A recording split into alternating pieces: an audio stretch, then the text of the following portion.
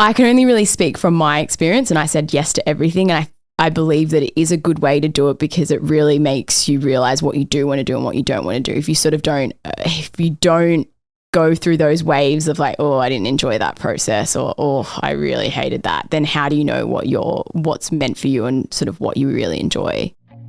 I feel nauseous, believe me. Never had a lot of shit come easy. Had to work hard, struggle just to be me. Had to rise up just so they could see me. Did what I had to do just to feed me. And what was left over I put towards my dreaming. But the only thing in life that has meaning are the things you gotta work for, believe me. Take into your hands a plan, your own hands can land your own brand. And damn, I feel like no one takes accountability. They want the credibility. What's going on, everyone? Welcome back to the Lionstone podcast. I've got a friend here today. I've got Danielle Weber. Welcome. Thank you. It's a pleasure to have you. It's let's go straight into things because I think we'll try and just dive straight into the meat and nuts of what we're here to talk about. But to open the conversation, what would everyone need to know about you from your younger years of life that have made you who you are now? Oh, good one. Straight in. So always like a happy, bubbly kid, loved anything hands-on, really struggled to like read books or, I tried piano, couldn't read music. So it was drawing, anything hands-on.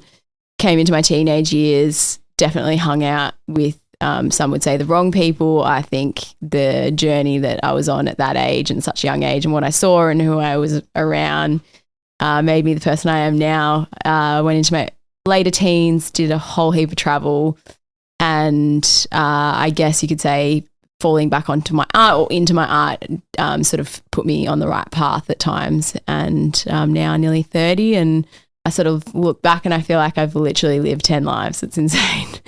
What part of that? So obviously for people that didn't know, Danny is a full-time professional artist. What part of that, obviously you lent into art and lent into that as like a support mechanism, but what part of that built the entrepreneurial brain that you have now? Because you're more than just an artist. Yeah, definitely. I think developing thick skin over the years and I guess aligning with a whole heap of different people from different walks of lives. You may not know why those certain things happen at that time, but then when you're faced with difficult decisions in business or transition stages where you feel a bit lost and you don't know what's next, I think those moments in time you sort of look back and you're like, that's exactly why that happened, and that's why I was faced with those at the time, like crappy situations at, 13 or 14, or even when you're traveling and you're in compromised positions. And I think that all is relative in business today. Okay. So whereabouts now in business today, have you had some of those compromising places where you felt like your back up against the wall? Oh, even just yesterday, I think it's quite often. I think it's, decisions that you need to make. And I think you need to like strip back and take yourself back to the start. And you're like, okay, why did I start this? Was it for the money? No. Where do my morals lie? Where are my values? Do I want to align myself with these people or these people? And, sometimes when money is involved, it's a really hard decision because you can put those glasses on and think, shiny objects. Yeah. So I think I'm faced like with those decisions all the time. It might be someone speaking to me or devaluing artists or creators, or perhaps even hearing that they've done it to another artist and then come to me for a piece of work, and I have to stand my ground and remember where my loyalty lies and where my morals sort of lie, and make those decisions to say no, which is huge. Is that something in your industry? So let's describe the landscape of the industry for an artist, for people at home, because I'm sure we'll have a lot of artists join in, but a lot of people that aren't. Mm-hmm. What's the landscape look like when running a business in art? So for the most part, not throwing shade at artists, but for the most part, creatives are known to not have a business sort of mentality and really struggle to run a business or to, I guess, set the foundations for them to be successful in their field. They perhaps have that talent and that drive and that passion on the creative side, but they don't have that other business mindset. I think that's across the board with creative in general. In general, yeah, definitely. Yeah, because most people will rely on talent, and like that's great. But business is a skill set. Of course. Something obviously you're not taught very well at school. So. No. And it's really like a life experience, as you mentioned, that sort of set you up to, I guess, build and not be successful, because I think, success is not one moment or one, it's like, I think to build and just to grow. So yes, as an artist, for the most part, the stigma is attached that you won't make a living, out of being an artist. It's really hard to make a break or to make a consistent income that you can make a living out of. So to sort of paint a picture, I've been doing this for 10 to 12 years now. It's been my sole income for over 8 years. And I'm, a couple of weeks ago, I was out on the street and I still get asked what my real job is, or what, if I just do it for fun. So to paint that picture, it doesn't really matter where you are or how busy or, successful in other people's eyes you are. You still are thrown that doubt and that, disbelief that it is something that you've made a living out of. I think that's where most people will just have the assumption that anything in the creative space is hobby centric. And that probably comes from the stigma that's attached to most people, or not even a stigma, the fact that people don't run business and that most people do just run it as a hobby. Yeah. Did you know that entering the industry that you had to be different and run it as a business, or is it something you learned over time? Something I definitely learned over time. I think the more, I guess the deeper I got into business, the more I realized that if I didn't build the confidence and build those skills, I would get taken advantage of more so in this field than perhaps what other people would in other fields. So, and I hear a lot of artists say, oh, that's not fair. Like, we didn't get paid for that. But at the end of the day, it's up to us to set those boundaries and to lay those rules, I guess. And you can only really blame ourselves and what we do collectively as artists that we get, paid appropriately and respected. So it has to be a movement like anything. I think there's a lot of change that has happened, but we still have a long way to go. Let's talk about those boundaries, because it's very easy to say there needs to be boundaries in place. What are some of the things that you've allowed to, or what are some of the things that you've implemented into your business that allowed you to, one, have personal boundaries within the way what you say yes and no to, but also like customer journey so that you actually get what you're worth and so on? Because I feel like so many people in all creative, but also in most aspects of business, struggle with boundaries. Yeah. Is there anything that you found in tactics as far as implementing them? Yeah, definitely. So on a personal note, I think how people approach, like I do, like as Gary Vee says, like I do believe in approaching everything with kindness and just being a human. So, if people say, hey, paint this, like, and I'm just like, hey, how are you? Like, are you nice? So I think the approach on how, like, when you're asking for something or a service from someone, is if your stomach sort of does a little flip upside down when someone's approaching you, I think that's a big red flag in itself. So personal note, if I'm not excited by or I guess in ease with how someone approaches for me to do work, then that's a big no for me. Obviously at the start, like I was very aware that to get anywhere I had to say yes to a lot of work, and I sort of made those compromises then, but now I do not do that at all. So I'd prefer to be without work than to sort of compromise on that Do you level. think that's something that, let's say we'll use art as the vehicle for this conversation, but do you think that's something that artists need to go through as far as just saying yes to as much as they can, or should they future plan early and start saying no early? I can only really speak from my experience, and I said yes to everything, and I believe that it is a good way to do it because it really makes you realize what you do want to do and what you don't want to do. If you sort of don't go through those waves of like, oh, I didn't enjoy that process, or I really hated that, then how do you know what's meant for you and sort of what you really enjoy? So I think that was the way that I came to be like, this is what I like painting, this is what I don't, this is who I want to work with, this is who I want to align myself with, this is who I don't want to work with. So I believe that's a good way of doing it. I think time was not up my sleeve, but I mean, I did start quite early, so I could sort of chip away at it and take on all of the shitty projects, which I look back now and they're really like a pivotal part of like who I am now. Yeah, and I assume they've also helped develop your skill set as an artist. 100%. But also like really allowed you the opportunity to like, I guess, flex that muscle of business acumen and learn. I think as an industry, as most people in service, because yes, you're providing a product, but it's a service. Like you're putting the work in. But most people in service will be told by the market that you need to niche down and you need to be specific. And without cash flow, though, you fucking drown. I know. So there has to be that happy medium. I think that I would agree 100%. Like saying yes to as much as you can in any industry allows you, I guess, the context to realize what you really want. Or don't. And then when you've hopefully gotten to the point where you're so busy that you can start choosing, you've at least now you're at that point where you know exactly what work you want to start choosing. Yeah. Do you think along the way, like you've obviously had a lot of accolades when it comes to painting certain people and certain pieces, and it's been an amazing journey for you so far. Do you think there was any point where you were like, I need to be a businesswoman. I need to actually think differently and not just treat this as a hobby? Yeah, definitely. I mean, I can't really think of a moment where I had that shift, but I think actually, back when I was painting and I really wasn't selling my work for anything, it got to a point where I was sort of becoming a bit resentful that I was handing over these paintings, and I was like, okay, do I want to get paid $10 an hour? Yeah, probably. Like I probably want to cover a little bit of my time. So 100%. Crazy back then, but for me that was, I was doing a hobby and I was starting to get paid for it. So it was something that evolved. Like it was a slow, I guess, bit of it probably, you can always say in hindsight, but it was really like, it wasn't me jumping into the deep end. It was me sort of evolving over the last 10 years.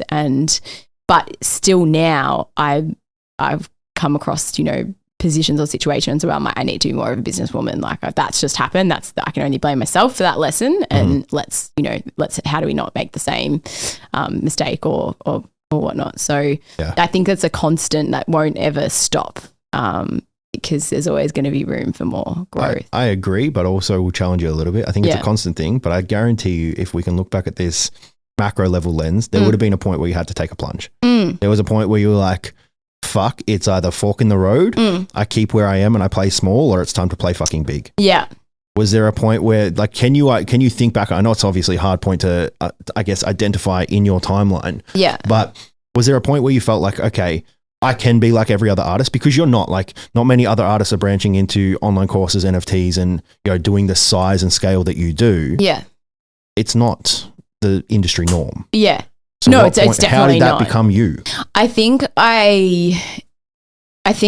when I was finishing uni and I did health sciences and arts, I was like, I can either go and work, in a food factory and then like do this and keep doing this on the side, or I can just make that decision to like go balls deep, as we say, and not even consider having a backup plan, if that makes sense. So that was definitely, I spent 5 years at uni and I was sort of building up my business. And then it got to a point where I was like, oh, do I finish uni and do I even like entertain this? I did, but it was at that point, that's when I was just like, I don't even want to, I guess, entertain being a food scientist or whatever I thought I was going to be at that point in time. So that was definitely a plunge, in a sense that I could have kept going the safe route and had, my 2 jobs on the side and kept painting, whereas I probably just really did have to double down because that was my sole income then. So, and then with that came, okay, I enjoy canvases. What more can I do? Okay, let's transition to murals. Okay, they got bigger and crazier, and the clients that were popping up were insane, not anything that I ever envisaged happening. Yep. And then from that, I was like, okay, now my purpose lies in showing other artists that you can do the same. And that's why I was like, okay, there's a need. Like, how did I learn murals? I didn't have anyone to look up to. I didn't have anywhere to go. I've made insane mistakes over the last 10 years. How do I help artists, learn and perhaps, get there in 5 years instead of 10 years? So that's where the online platform. If you can cut that learning it's still going to be hard, and they're still going to have to do the hard yards. But if they can make a few less, have a few less lessons than me, and not mess up the walls like I did and things like that, then I think that's now become my purpose. And that's where NFTs come into play as well. I saw that not many other artists were doing it, or if they were, they weren't educating the masses as they went. So I was like, okay, there's a gap in that. Like, I'm just going to be a guinea pig. Let's just try it, and got nothing to lose. So, well, you're positioning yourself in a way that you're now teaching from experience, not opinion. Yeah, because I feel like so many people, probably even people that you looked up to, that weren't in the art space, would be giving you information and advice based on just what they think. Yes, but they're not in the industry. No, yes, exactly. Whereas now you have the industry experience, the talent, the skill set, and now you have that ability to actually fill gaps and teach, not only for artists and creatives coming up, but also, I guess, educating the consumer. Yes, on how they can, I guess, consume your product or buy your product and use it. Exactly. Was that like a decision made on purpose, or just like sign of the times? I think sign of the times, and I think also just wanting to like not, I'm not saying I have so much to learn when it comes to, just art in general, traditional art and painting murals. But I think it was just like the burning feeling in my stomach that I wanted to do more and impact more people, I guess. And that drive has come from, the sign of the times, and also just people over the years being like, hey, thanks to you, I quit my job and this is now my full-time gig and I've never been happier, or I've been sober for a year, or, and I'm actually being able to paint, without being on drugs and things like that. And that's epic. Yeah. And like I sort of following along and mentoring these people on their journeys too, which has become, that's now part of your, I guess, big part of your plan now. So big part of my purpose and my plan. Leads to online courses. What's the plan there, and what's the aim? Linking into that, I've been trying to mentor as many people and help, young aspiring artists, or even just artists who perhaps their parents weren't in support of their journey or their decisions, and just sort of saying, you can do it. It's not going to be easy, but this is where to start, and maybe I'll give you some advice here and there. So I've been trying to do that as much as possible, and it's gotten to a stage now where, I sit on DMs replying to absolutely everyone, and I'm like, okay, I've got nothing left in my tank. So how do I still impact and help as many people as possible without burning out and without, running out of time to work on myself and my own craft? So for me, I was like, there's a gap in that market. I feel like there's a lot of artists that there's, perhaps nowhere to look, and uni isn't the place for them, and they want something more hands-on, and they want to sort of not get there faster, but they're really eager to just learn from someone who has been on that journey, and perhaps look up to someone like, okay, they've done it, I can do it too. So that's where the online platform comes into place, because I felt, I can try and mentor as many people with one-on-one, but it's realistically not possible. So online platform will just be there to, I guess, guide people and be a part of another special community where I will be there, maybe not, in DMs every day for you, but all of my resources and all of my energy and my being will be there. Like it's, and whatever I can help with. Create once and leave there, and provide enough value that you don't need to keep creating and recreating. Of course, yeah. I'm going to circle back to the course in a second, but I want to talk a little bit, because I know what it takes to build a course, and I also know what it takes to build out NFTs and so on. And I think this might blow a lot of people's mind that are coming into art early. They think it's a solo journey and they're by themselves, but you have a team behind you, and there's not many artists that have, I guess, an admin staff, administrative help and so on. Yeah. What was it like building out that team? Like probably one of the scariest things I've ever had to do. It's like, like you can call me a control freak, but like art and creating is such a niche. Like it's not as if I can just sub other staff in to like do my paintings for me. Yeah, no way. It was so scary, and something that I probably have to thank my partner for, because like he was always like, "Dee, you need a team. Like, trust me. Like when you get someone, like they'll push you, and your motivation will like level up and da da da." And I was like, So I think for a solid 10 years, I didn't have a team. I did everything from social media to content creation, everything on my own. And that's what this NFT, like Web3 space, has been insane for. I have had representation for 5 years now. So that was a huge decision in itself. Yep. And a difficult one, because I felt like I hadn't found, even in that representation, anyone who I truly understood like my values and what how to represent an artist, which is really an interesting one. And then Alessandra, who's, I say, some people say assistant or admin. She does everything under the sun. She helps with content creation. She's like your ops manager. Yeah, pretty much. Yeah. That's a good one. Yeah. Yeah. Operations manager. Yeah. It's a good hat to delegate. Yeah. Cool. No, cool. There you go. Alessandra, we got you a title. We usually just say like everything under the sun. The person, the glue that holds everything together. Yeah. And me together most of the time as well. So she's been on board, coming up to a year now and full time since the start of this year. So, amazing. And then the NFT team, Collings NFT, we've been working together for about a year now too. So really in the last year that's come to light, and it's funny how much more can get done and how your wheels turn, well-oiled machine. And I still don't even think I'm anywhere near where I want to be. I definitely want to grow the team. But I'm, it's not a race. It's not a sprint. Yeah, it's a marathon. 100%. So. It's and like the saying, if you want to go far, go together. If you want to go fast, go alone. And like you've gotten to where you are, some would say fast. Yeah. Like you've done the 10-year, like you're a perfect example of the 10-year. 10-year overnight success. Yeah. Right. Like, you know, things popped off for you pretty aggressively. When was that? Back in? Would have been 2015, so Okay.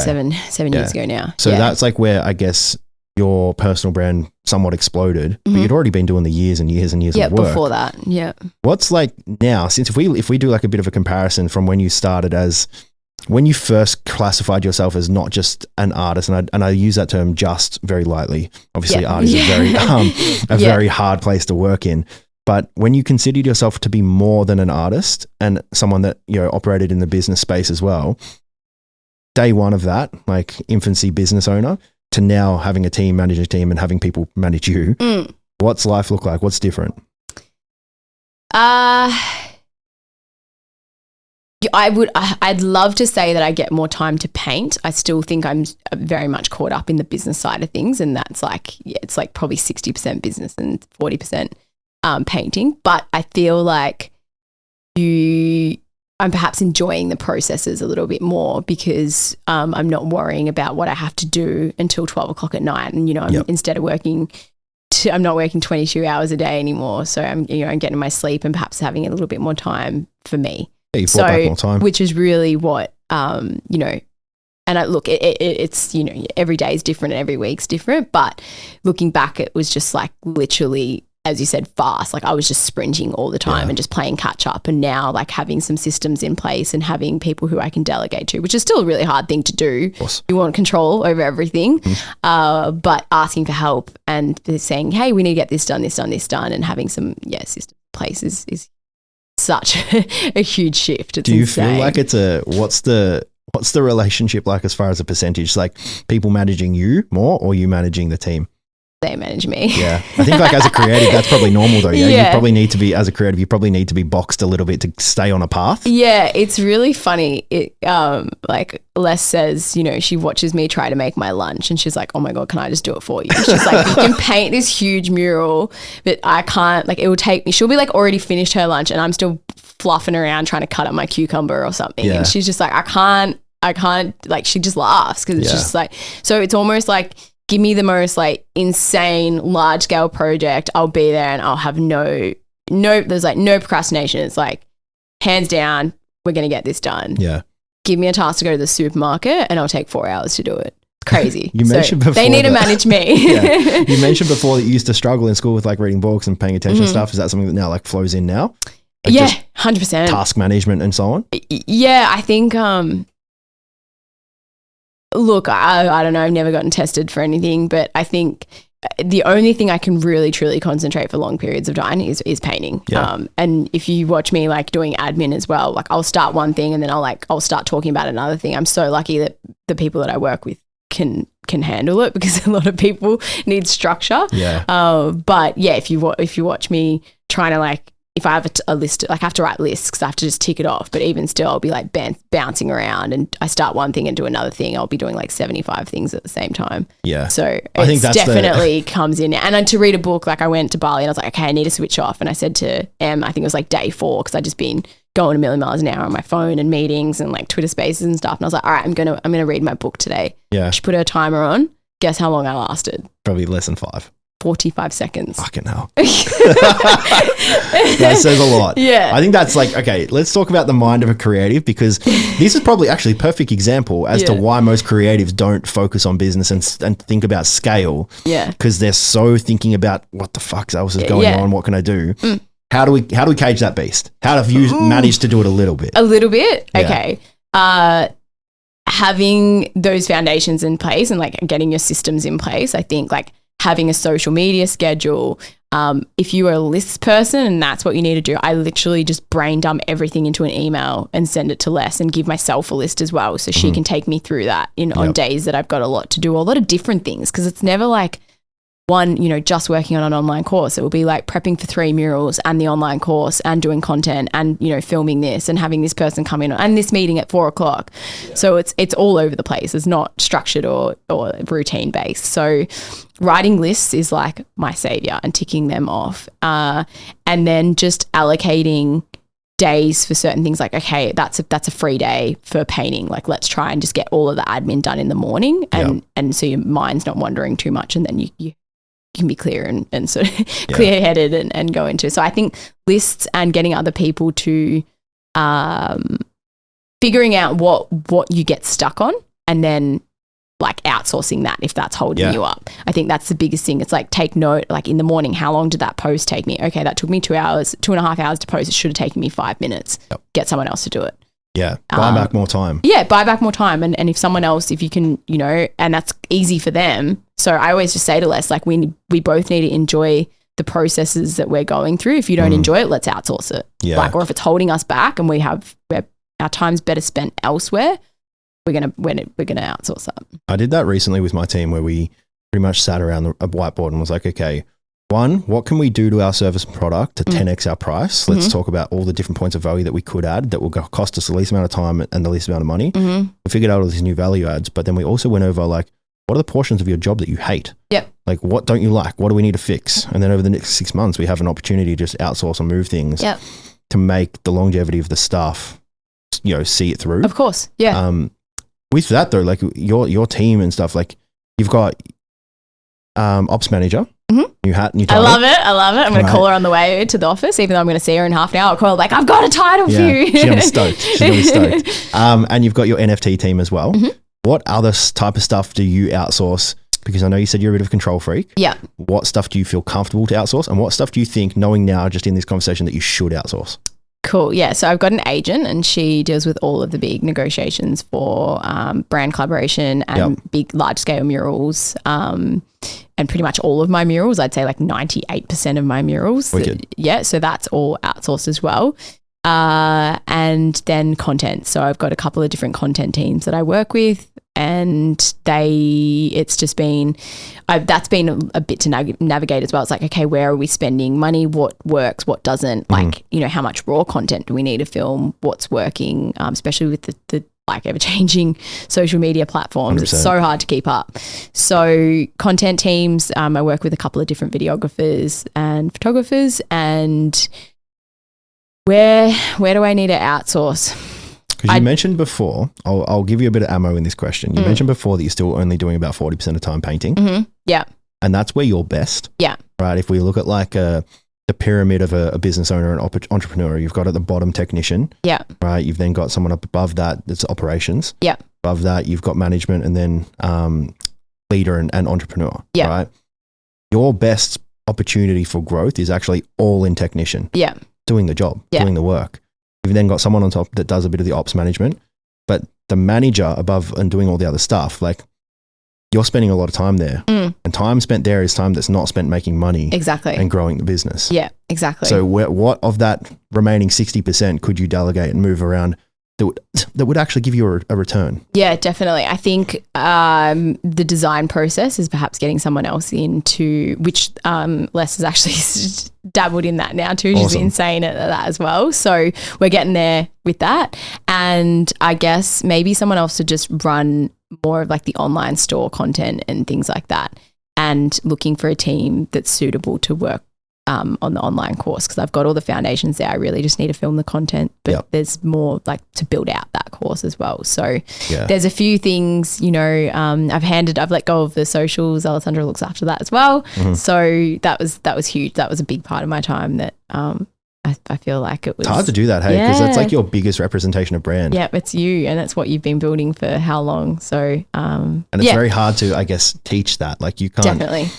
I've struggled with that as well. Just like getting content that kind of hits home with what we do. Yeah. And we've not done any marketing at all yet, but like, we've grown to where we are organically. Yeah. And whenever I do, I've dabbled with talking to marketers, and they just never get the brand identity and what we've built so far. Yeah. Like, fuck, I don't want to put anything out that doesn't hit. Yeah. And that doesn't I guess, resonate. Exactly. Yeah. It's so hard to do because yours is all personal brand. It is. And that was the biggest thing that I found with the online course, like working with people. I'm like, do you actually understand it though? Yeah. Do you actually understand, like, you know, a creator's needs or an artist's needs, or how, like, because I need to speak to artists how I want to be spoken to as well. Yeah. And there's there's the bro marketing and there's the salesy marketing, and it needs to align with me. And I understand, sales and marketing, and it's necessary, but I feel like you can still do it in a way and approach it in a way that is in line with you. So, and that same goes with content. Yeah.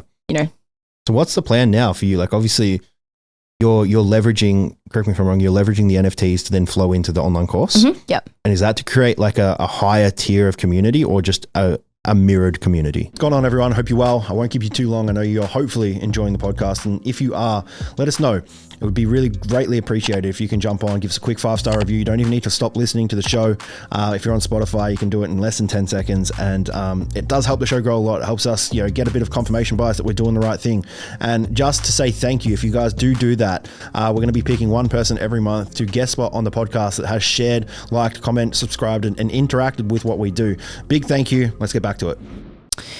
Probably a bit of both. I've got a community, an artist community on Facebook that I started last year, and I believe that a small percentage of them may be interested in NFTs, and I do truly believe that everyone is going to have to grasp it at one point or another. Yep. So I guess consolidating, or like there will be some crossover to a higher tier community where you have people adopting the NFTs and the community and sort of merging that into one. Mm-hmm. But there are also going to be other artists who are on different levels, or perhaps don't want to, don't see themselves going into that space, who will just take, another part of that online course. I hope that answered that question. If that makes sense. Yeah.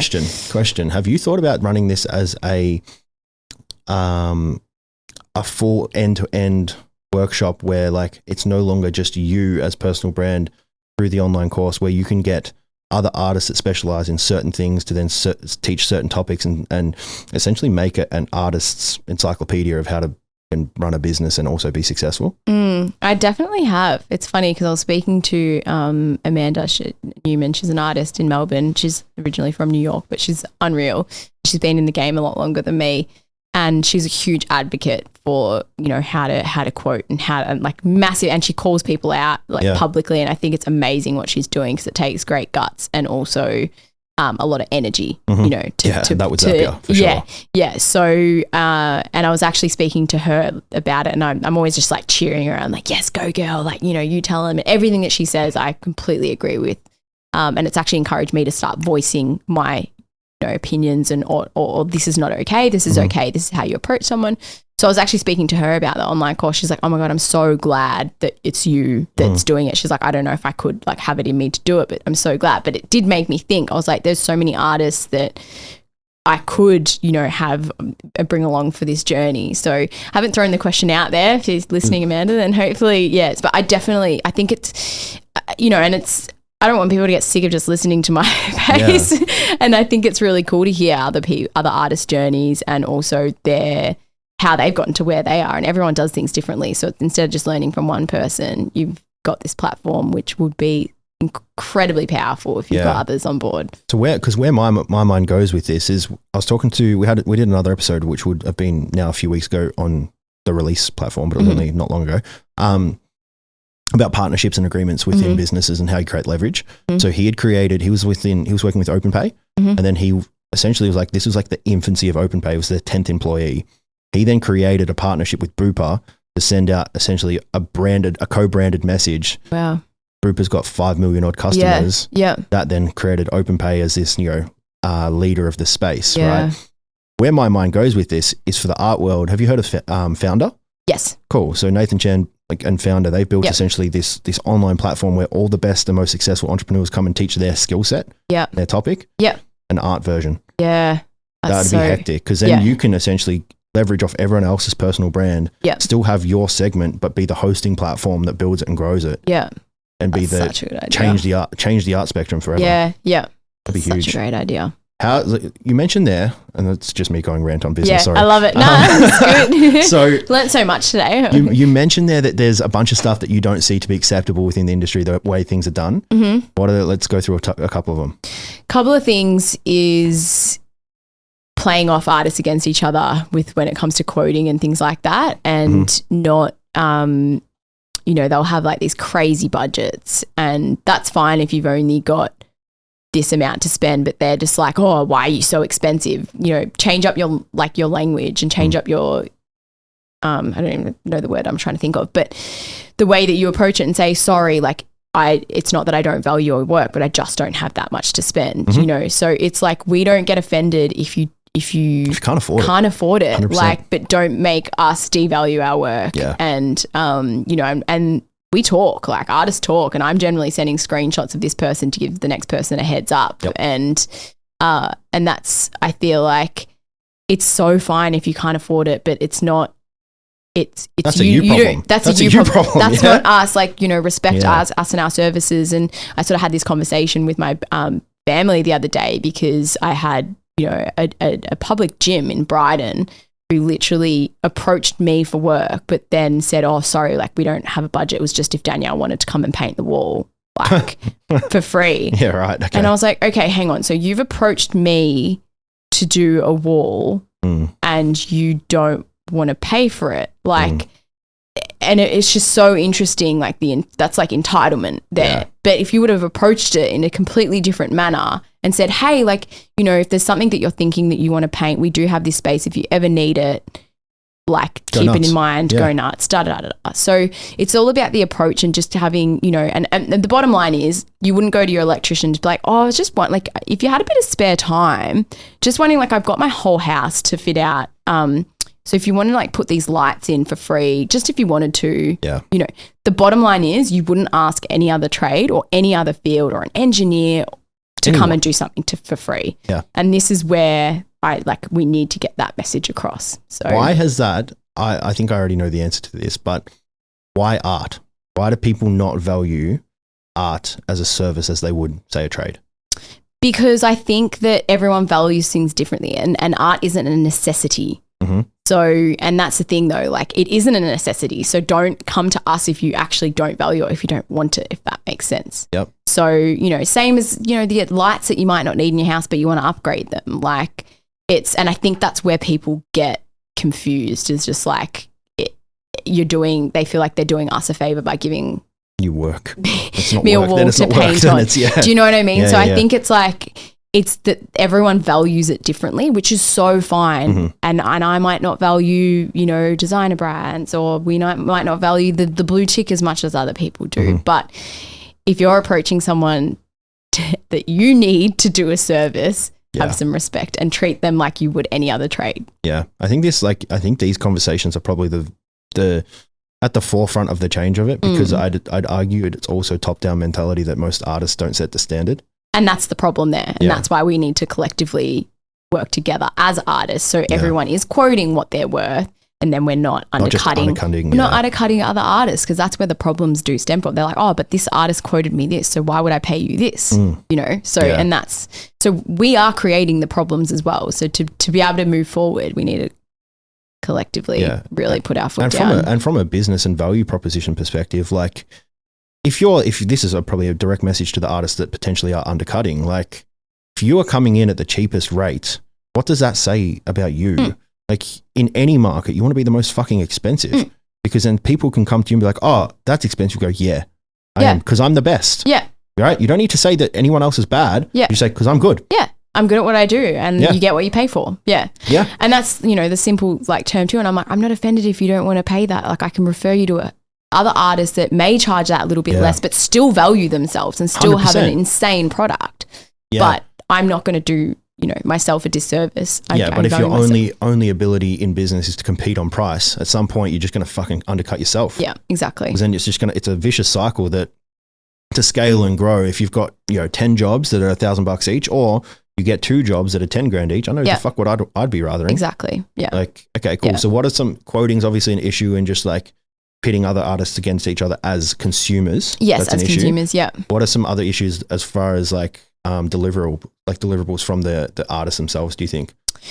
What are some things that do be managed better? I think like this, having your systems in place, like, and, you know, I think artists, like from what I've heard, a lot of them like start a job and then they'll start another job and then they'll go back like a week later. And it's just like, if you're giving someone a service, like do that service well. I don't care how big or small the job is. Like, take pride in your work and and treat every consumer or every client the same and with the same respect that you want to be treated. So I have heard a lot of inconsistencies in that. Like, you know, I say, like, every wall that you paint, treat it like it's your own home. So, you know, put a drop sheet down. Don't leave a mess. You know, don't start the job and then come back 3 weeks later. Once you've committed to that client and they've put their trust in you, do that job well, and don't make a bad name for other people as well. So I think that's I know some really amazing artists who do that consistently well, but I also know some other artists who sort of ride that roller coaster and they're very inconsistent. So I think that's a big part of getting like your systems in place, and I have a lot of help and to do that. And everyone's like, oh, you charge so much and it only took you 3 days. I'm like, that's better for you and it's better for me, because you can get your business open in that on time and you're not waiting for someone to come back, when in turn you're losing money on rent, you're losing money on your resources that should be better spent elsewhere. So I think that's a big one, and also where consumers need to realise that that's what the value they're getting when they're getting someone reliable who has built a brand that people trust. So it's people and time. Like, if you can build out people and, like, I guess save people time, like fuck, you charge out as much as you want. And if you say you're going to get it, you know, obviously weather dependent is hard sometimes, but if you say you're going to get something done in that time frame, or you've got a window, you get it done. Yeah. Okay. So there's obviously a few issues there in regards to just like deliverables and consumption of like the product or service as people. How do we, let's kind of loop this back down into where you're going with your business and what you're doing with the NFT space and the course. One, NFTs, that's largely community based. How do you think that impacts the ability, because there's a lot of artists that don't do this, right? Yeah. How do you think that impacts the ability of an artist to run their business in a better way if they do leverage NFTs? Yeah. So there's various roads that you can take with it. I think for me, I see a lot of artists who perhaps haven't been able to sell their canvases or their work, or even, I guess, you know, they've sold a mural or a piece of work for that much and then they haven't been able to make further income off it, you know, whereas for me, I make prints and things like that, and then that's income that keeps trickling in. So with your NFTs, you could perhaps attach an NFT to a mural that you've just done, and you can sell that as an NFT. So you've painted your mural for your client and then you've taken a photo of your mural and sold that as an NFT. You can sell your prints with an attached NFT, or you can sell just NFTs that basically give your consumers an ongoing discount to your online store.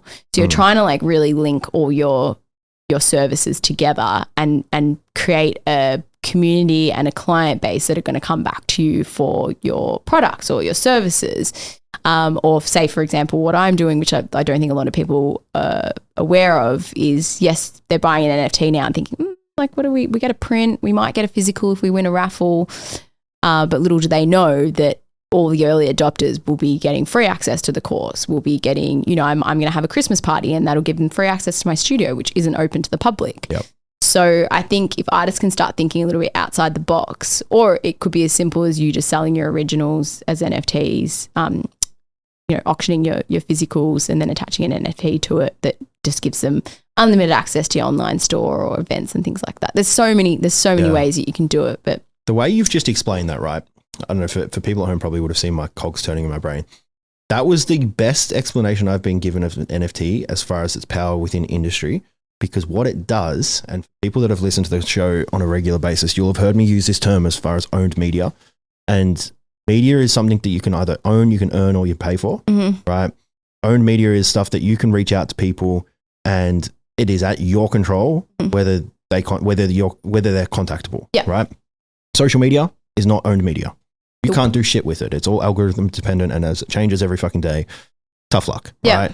But with an NFT, you can essentially monopolize the buying experience of your clients, which is fucking powerful, because end to end, they buy the product and then you can hit them up with, like, through the digital code that they now the wallet address, get access to these other things at a discounted rate. They get access to this community and so on. But that's all good and well. And everyone just says like, oh, NFT, the utility.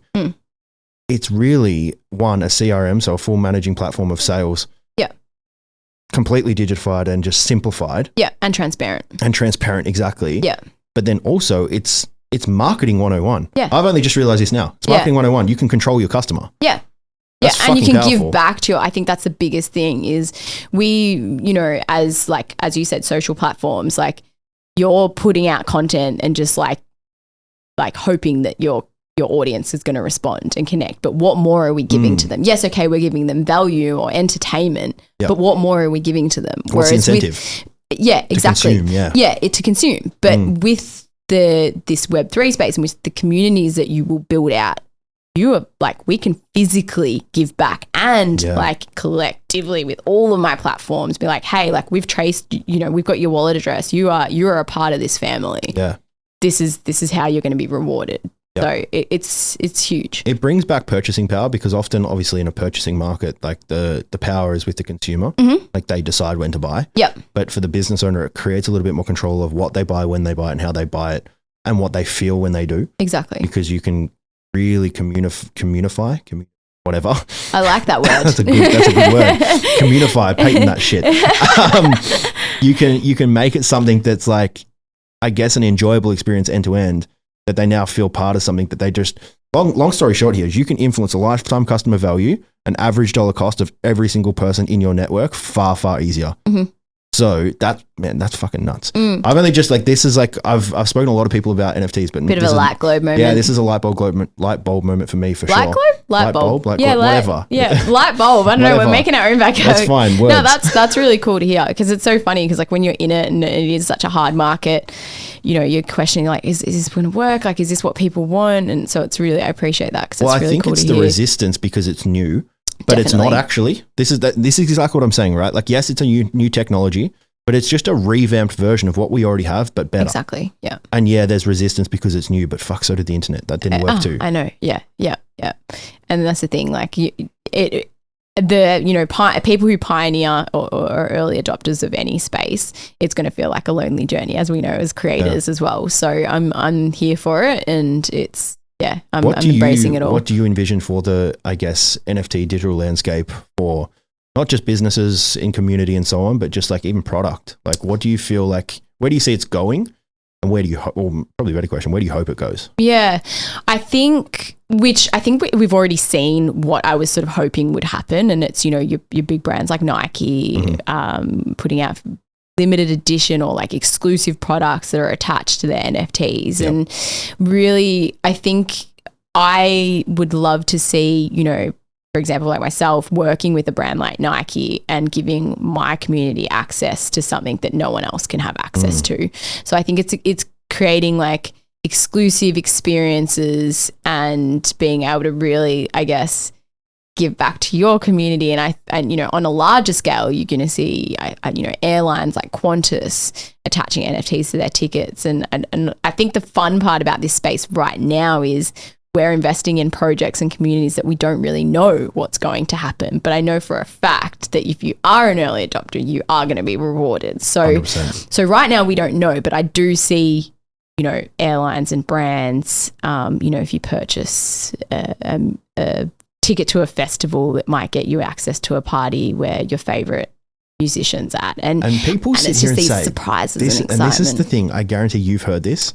Oh, but it's not in real life. Like, fucking yes, it is. Yes, it is. Yes, it fucking is. And, and if you don't understand this, Pat, could you just pull up for me? There's a book called Selfie. See who the author of that is for a sec.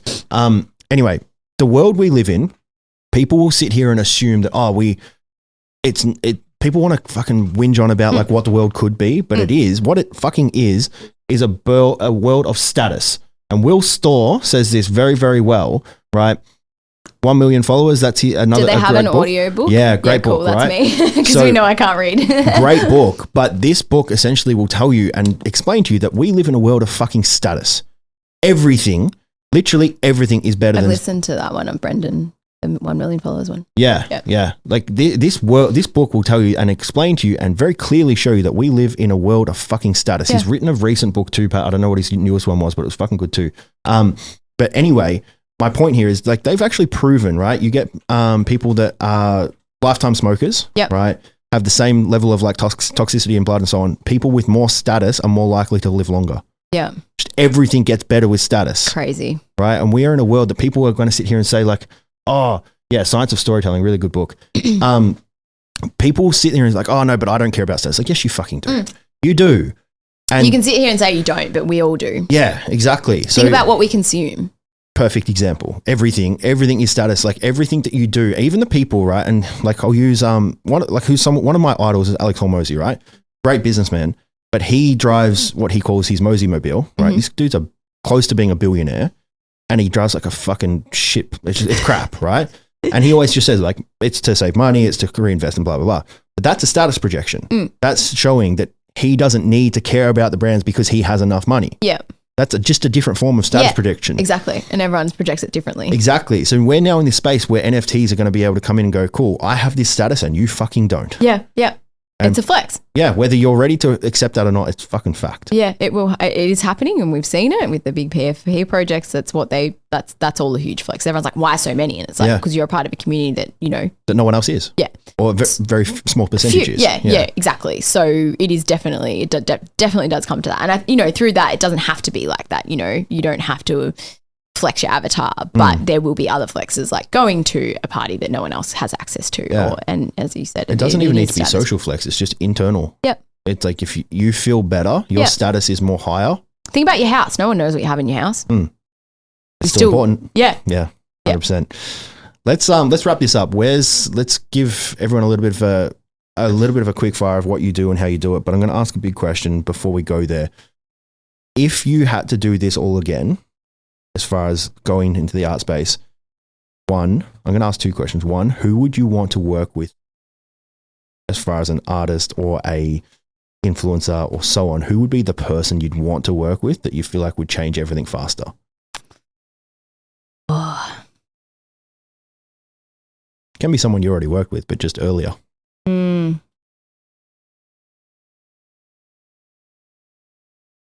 Not an artist. It doesn't necessarily have to be an artist. Anything. What do you think? Who do you think would be the one person that could change the trajectory of your business way quicker? Had you surrounded yourself with them earlier? I was going to say The Rock, but I think like if I moved to America, it would have been a bit of a different story. So like that's more of like not a person, but I think surrounding or like being closer to someone like that who has an insane business mentality, but also moral capacity and like who he is and his kindness and everything, I think. But I would like as a person, I'd say Gary Vee as well. Yeah, definitely. Because I only really started looking into him 3 years ago, maybe. Yeah. Yeah, I remember when we last spoke, I was with Kyle and we were talking about getting him on the wall. Yeah. Him and Elon. Yes. It was wild. Yeah. Okay, so if you were given the opportunity back in 2015 to sit down with Gary Vee, the Gary Vee of today, of course. Yeah. What would you ask him? I'd just be like, this is what I'm lost with. This is what I have no idea. This is my skill set. Where do I go now? Yeah. Okay. And so let's use that frame of thought. What do you think that you were the most lost with? And what would be your advice for people going through it in their come up? I think the most lost with like what my next, which is where I'm feeling right now. I'm like, okay, what next? Like I've ticked off few huge projects, or I've worked with this person. Let's break it down and like, what do I want to do next? Because I feel like sometimes we get so caught up in the rat race and feeling like we need to show that we're like hustling and really busy that we don't actually stop and sort of think, okay, what are the actual next steps? What are my next things that I want to tick off? So I think back then I would have come up with a bit more of a plan. I do like to go with the flow, but I would have come up with a little bit more of a plan in terms of like the business side of it and started building then, rather than just sort of like trying to just build my skill, which I wouldn't change anything that's happened, but I would have been a bit more of like an overall bigger picture sort of approach. Awesome. We're starting a little bit of a tradition here. So you don't know obviously who the next guest is, but I want you to ask them a question about what they would do in business, whatever it is. What's a question you would want to ask a business owner? What are 3 qualities that you think as a person are the most important in business? Amazing. Okay. Where can people find you and what do you do? My name's Danielle. I'm a full-time Melbourne-based artist or creator, and you can find me on Instagram as Danielle's Artwork, or my website, Danielle's Artwork, across Twitter, LinkedIn, Danielle Weber, I think that's it. I missed anything? Sounds about right. I think that's about right. Awesome. Thanks heaps for coming on, Danny. We will talk soon. And Thanks thank you so for much. everyone that joined in. Leave a 5-star review, do the things and do all that stuff. I don't know what it does, but apparently helps us in the algorithm. See ya. It's only worth it if you work for it. I won't stop till they hear me now. I won't stop till I wear the crown.